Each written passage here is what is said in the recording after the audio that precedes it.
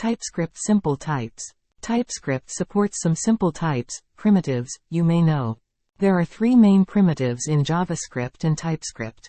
Boolean, true or false values. Number, whole numbers and floating point values. String, text values like TypeScript rocks. There are also two less common primitives used in later versions of JavaScript and TypeScript. Bigint, whole numbers and floating point values, but allows larger negative and positive numbers than the number type. Symbol are used to create a globally unique identifier.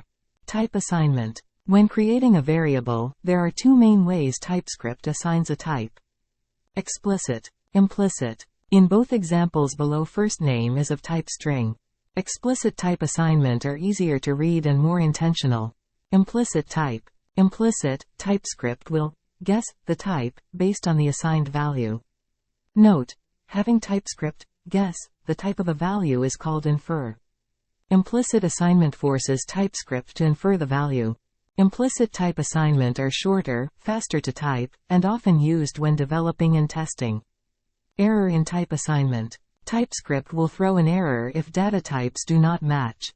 Unable to infer. TypeScript may not always properly infer what the type of a variable may be.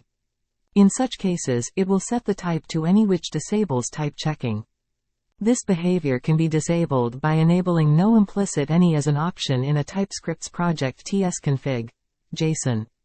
That is a JSON config file for customizing how some of TypeScript behaves. Note: you may see primitive types capitalized like Boolean. Boolean equals Boolean. For this tutorial, just know to use the lowercase values. The uppercase ones are for very specific circumstances. At the end of this video, I want to say that I appreciate your likes, comments, shares, and subscriptions. Please support us by subscribing our channel so that we can make more informative videos for you. Share, like, and add comments on this video. Thanks a lot. Thanks for watching. For more informative videos, please subscribe our channel Web AI 360.